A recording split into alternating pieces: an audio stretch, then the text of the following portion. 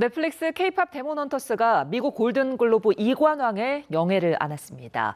영화 부문 주제가상과 애니메이션상을 수상한 건데요. 하재근 문화평론가 연결해 자세한 소식 짚어봅니다. 평론가님 안녕하십니까? 예, 안녕하세요. 예, 한국계 캐나다인 매기강 감독이 연출한 캐데헌. 크리틱스 초이스 어워즈에 이어서 골든글로브에서도 일단 이관왕에 올랐습니다. 한국계 애니메이션으로서는 최초 수상인 거죠? 그렇습니다. 최초인데 물론 이제 작품 자체는 우리나라 작품이 아니라 뭐 미국 작품이라고 할 수가 있지만 예. 여기에 감독부터 시작해서 한국계 제작진들이 이제 주축을 이뤄서 만들어진 작품이기 때문에 그리고 또 이 작품이 다룬 소재도 한국 문화를 소재로 했고 그렇기 때문에 우리가 한국계 작품이라고 할 수가 있는 것인데 예. 그러한 한국계 애니메이션으로서는 최초로 이번에 수상을 하면서 특히 올해가 애니메이션이 굉장한 이 관심을 많이 받았던 해였거든요. 예. 근데 경쟁작들이 굉장히 히트를 했었는데 뭐 주토피아 2탄이나 엘리오나 귀멸의 칼날이나 이러한 주요 애니메이션들을 다 제치고 이번에 애니메이션상도 받고 주제가상도 받았기 때문에 이렇게 되면 향후에 뭐 다른 시상식에서도 충분히 더 많은 상을 받을 수 있을 것 같습니다. 그러니까 구체적으로 먼저 작품의 타이틀곡이죠. 골든이 주제가상을 거머쥔 것이 이제 주목할 만한 부분인데 캐데헌이 K-팝 장르의 저변을 세계적으로 넓혔다는 게 이번 수상으로도 입증이 된 것 같습니다. 그렇습니다. K-팝 데몬헌터스를 계기로 해서 K-팝이 본격적으로 서구권에서 주류에 진입했다라고 할 수가 있는데 기존에도 K-팝은 엄청나게 인기가 있었지만 이게 특정 커뮤니티나 팬들 내부에서의 인기가 뜨겁고 일반인들은 잘 모르는 경우도 있었거든요. K-팝 데몬헌터스를 계기로 해서 기존의 K-팝 팬층이 아닌 일반적인 서구인들한테도 K-팝과 한국 문화가 굉장히 지금 크게 다가간 측면이 있어서 이것은 K-팝이 서구 문화의 주류에 진입한 하나의 사회 문화적인 사건이다, 하나의 현상이다 이렇게 이야기할 수 있는데 그러한 현상이 그대로 이번 시상식의 수상 결과로 반영이 됐습니다. 예, 그리고 애니메이션상도 수상을 했는데 아까 짚어주신 것처럼 뭐 주토피아 2라든지 귀멸의 칼날 같은 어떤 쟁쟁한 경쟁자들을 제치고서 이관왕에 오른 거죠? 네, 그렇습니다. 요번에 흥행 성과로만 따져도 이 주토피아 2탄이라든가 귀멸의 칼날이라든가 이런 애니메이션들이 엄청나게 극장에서 흥행을 했거든요. 예.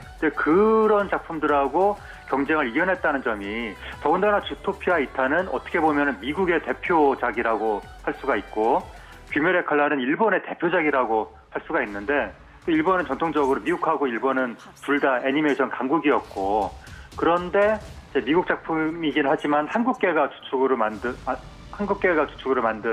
K-팝 데몬헌터스가 미국과 일본의 대표작들을 다 제치고 이번 애니메이션 작품상을 받은 것이어서 정말 뜻깊은 일이고 아마 이 정도 주목을 받았으면 나중에 2탄 나올 거거든요. 예. K-팝 데몬헌터스 2탄도 상당한 주목을 받게 될 것 같습니다. 예.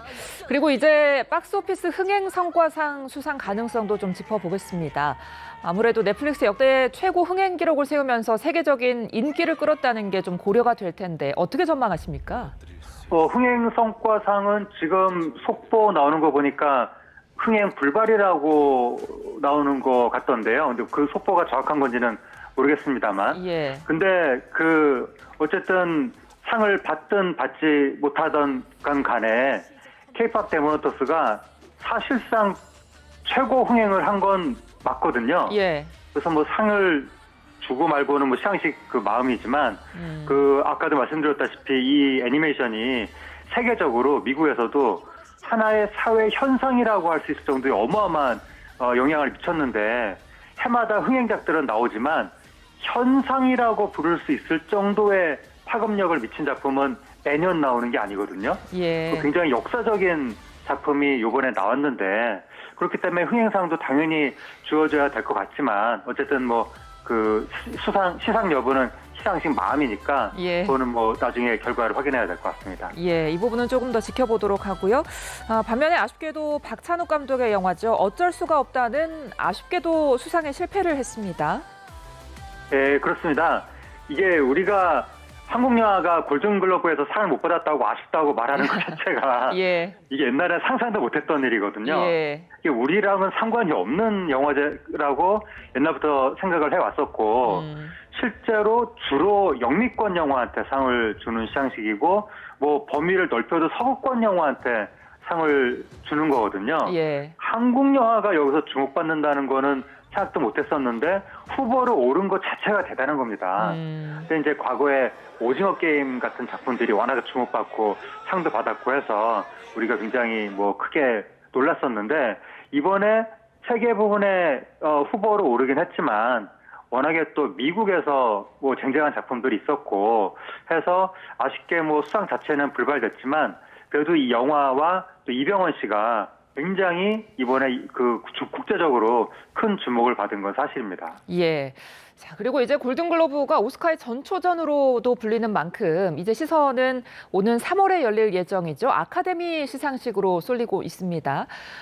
캐대언이 한국계 애니메이션 최초로 오스카 트로피까지 받을 가능성은 어떻게 보실까요? 원래도 골든글러브가 아카데미의 전초전이라고 불릴 정도로 아카데미의 어떠한 그 가늠자 역할을 하거든요. 예. 그리고 그 상도 이게 어떤 몇 명의 심사위원이 알아서 주는 게 아니라 수백여 명의 기자들이 투표를 해서 주는 거기 때문에 그 업계의 그 흐름을 굉장히 잘 반영한다고 할 수가 있고 그래서 이번에 그 K-pop 데모넌터스가 애니메이션상도 받고 뭐 주제가상도 받고 이랬다는 것은 아카데미상의 수상 가능성을 매우 높였다라고 할 수가 있는데 예. 아까도 말씀드렸던 것처럼 K-pop 데모넌터스는 하나의 현상이라고 할 수 있을 정도의 그런 정도의 파급력을 지금 발휘하고 있거든요. 예. 그렇기 때문에 아카데미상을 못 받으면 그게 이변이다라고 할 수 있을 정도고 아카데미상뿐만이 아니라 그래미상까지도 휩쓸면서 지금 모든 대중문화 산업계 주요 시상식들을 휩쓸게 되지 않을까 그렇게 지금 예측이 되는 상황입니다. 알겠습니다. 오늘 말씀 여기까지 듣겠습니다. 지금까지 하재근 문화평론가와 함께했습니다. 평론가님 감사합니다. 예, 감사합니다.